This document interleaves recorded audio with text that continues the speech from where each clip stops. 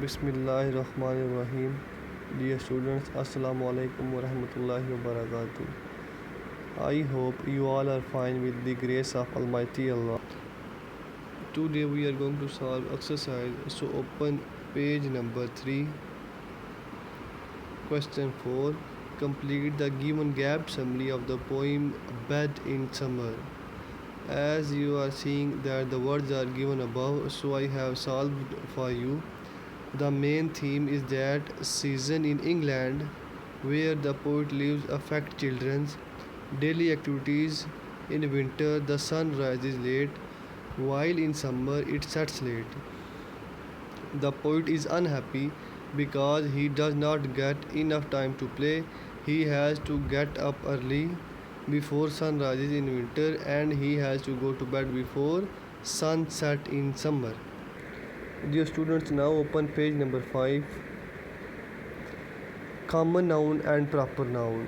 So we know that what is the common noun and what is the proper noun. A common noun is the general name of a class of people, place or thing. A common noun does not begin with the capital letter unless it is used at the beginning of sentence. Now what is a proper noun? A proper noun names a particular person, place, thing or animal. A proper noun always begins with the capital letter.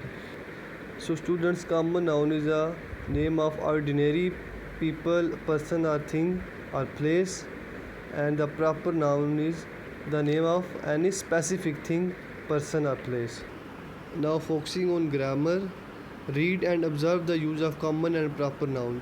Dear students, the words which are highlighted by red color are the common, and which are the highlighted by the blue color are the proper noun.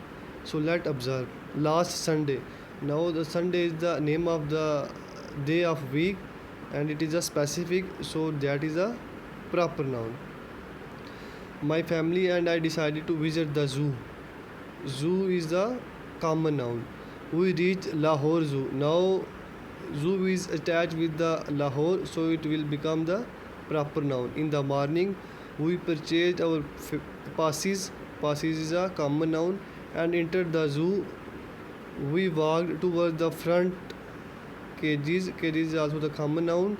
There I saw many animals. Animals is also a common noun. For the first time, I look up at the giraffe. It is also a common noun. It was an amazing experience. I saw many white lions. One of the lions gazed at people as he lay in the shade. We passed by monkeys' cage. They were doing different activities. My father gave the bananas. Bananas are also the common. After that, we moved to the bird section. There we saw different birds like peacocks, doves, geese, parrots, seagulls and ostriches. We had a good time there. Dear students, now please open page number 6. Think of 3 examples of proper and common noun each, and write them in correct columns. Use them in your sentences. I have made these sentences for you. First of all, 3 proper nouns: Ali, Paris and pizza. Ali.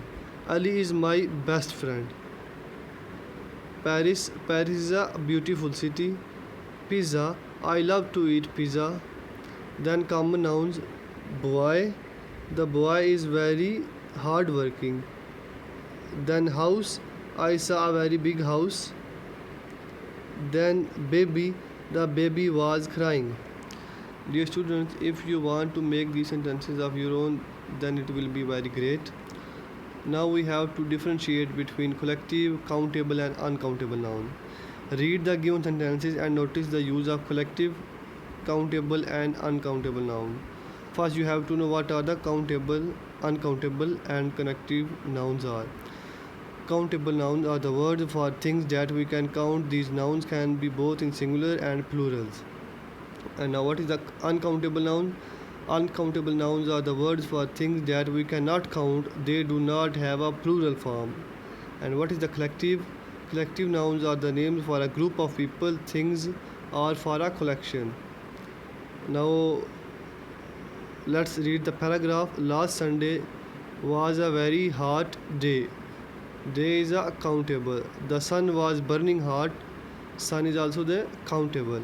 The heat was unbearable. Now the unbearable is a uncountable noun. There was no air. Air is also a uncountable noun.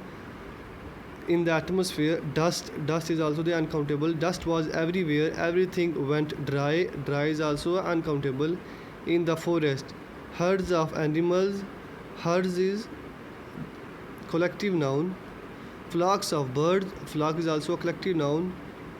Colonies of insects. Colonies is also a collective noun.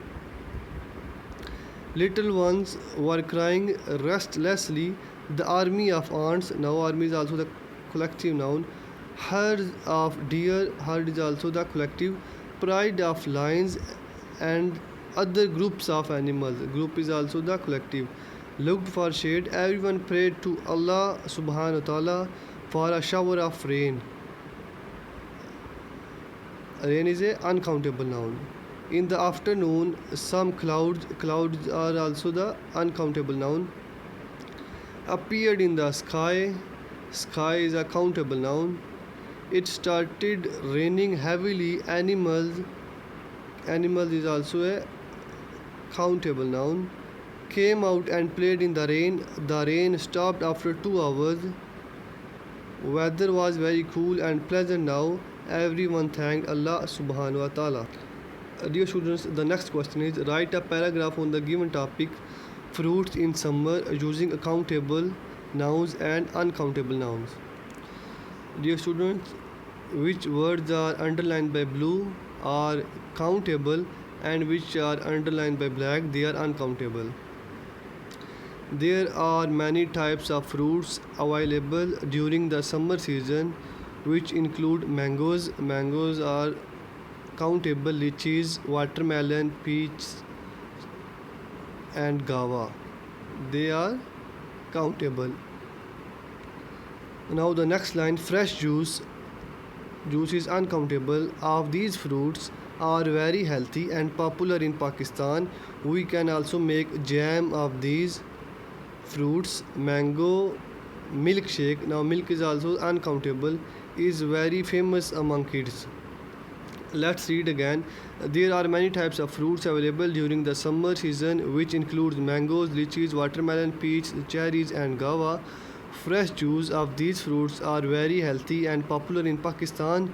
We can also make jam of these fruits. Mangoes milkshake is very famous among kids. Mangoes, lychees, watermelon, peaches, cherries and guavas are the countable noun and juice, jam and milk are the uncountable noun. Dear students, if you have any problem related to this lesson, please let me know. I am waiting for your feedback. Till the next lecture, take care. Allah Hafiz.